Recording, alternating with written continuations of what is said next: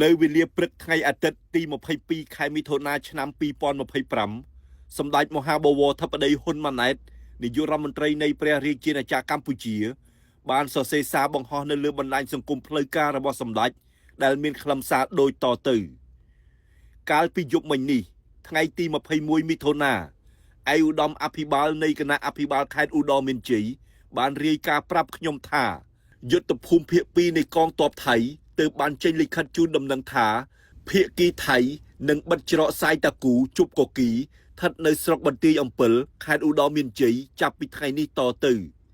ខ្ញុំបានឯកភាពឲ្យឯកឧត្តមអភិបាលនៃគណៈអភិបាលខេត្តសម្រាប់បិទច្រកនេះខាងកម្ពុជាជាអចិន្ត្រៃយ៍វិញដែរបន្ថែមពីលើច្រកជប់កគីនេះខ្ញុំបានបញ្ជាឲ្យឯកឧត្តមអភិបាលខេត្តបិទច្រកមួយបន្ថែមទៀតតែម្ដងគឺច្រកទ្វារព្រំដែនជាំស្ថិតក្នុងស្រុកអន្លង់វែងខេត្តឧត្តរមានជ័យចាប់ពីថ្ងៃនេះតទៅហើយឲ្យជូនដំណឹងទៅភាគីថៃវិញផងដែរចាប់ពីថ្ងៃទី7មិថុនាឆ្នាំ2025កងទ័ពថៃបានប្រើប្រាស់វិធានការបិទច្រកព្រំដែននិងកែប្រែពេលវេលានៃការបិទបើកច្រកព្រំដែនរវាងប្រទេសទាំងពីរជាឯកតោភាគីដោយមិនបានគិតអំពីផលប៉ះពាល់ដល់ការធ្វើដំណើរឆ្លងកាត់របស់ប្រជាជននៃប្រទេសទាំងពីរឡើយ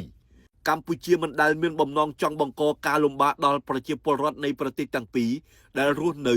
ឬធ្វើដំណើរឆ្លងកាត់ច្រកព្រំដែននោះទេប៉ុន្តែបើកងទ័ពថៃនៅបន្តប្រើវិធីបែបនេះដើម្បីដាក់គំនាបមកលើកម្ពុជានោះគឺកម្ពុជាកំដរបានគ្រប់ពេលវេលាវាជារឿងចម្លែកមួយដែរដែលថ្នាក់ដឹកនាំនយោបាយថៃ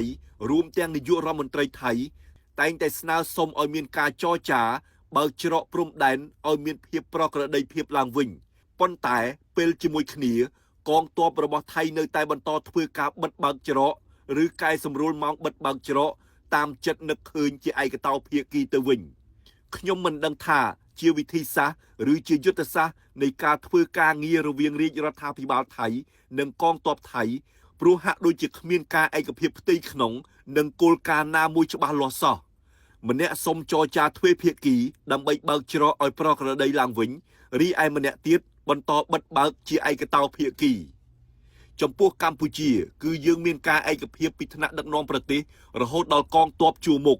បើនាយករដ្ឋមន្ត្រីចេញបញ្ជាអ្វីមួយគ្រប់ស្ថាប័នថ្នាក់ជាតិនិងក្រោមជាតិរួមទាំងកងទ័ពគឺអនុវត្តបទបញ្ជានោះដោយម៉ឺងម៉ាត់ចំពោះការបើកច្រកព្រំដែនរវាងកម្ពុជានិងថៃខ្ញុំសូមបញ្ជាក់ជាថ្មីម្ដងទៀតថាកម្ពុជានៅតែប្រកាន់ជំហរដដែលគឺមិនមានការចាំបាច់ក្នុងការចរចាទ្វេភាគីរឿងបើកច្រកព្រំដែនរវាងប្រទេសទាំងពីរនោះទេបើភាគីថៃពិតជាចង់បើកច្រកឲ្យដូចប្រក្រតីឡើងវិញនោះគឺអាចធ្វើបានយ៉ាងងាយស្រួលនិងលឿនបំផុតកងទ័ពថៃដែលជាអ្នកចាប់ផ្ដើមបិទច្រកជាឯកតោភាគីត្រូវធ្វើការបើកច្រកឡើងវិញជាឯកតោភាគីឲ្យដូចស្ថានភាពមុនថ្ងៃទី7មិថុនាឆ្នាំ2025គឺជាការស្រេចកម្ពុជានឹងបើកឡើងវិញដែរយ៉ាងយូរ5ម៉ោងក្រោយនេះគឺជាដំណោះស្រាយយ៉ាងសាមញ្ញបំផុតដោយមិនចាំបាច់ចំណាយពេលចរចានាំតែខាតពេលវេលាត្រូវការតែជំហរនៃការចង់បានដោយពិតប្រាកដមួយរបស់ភាគីថៃតែប៉ុណ្ណោះ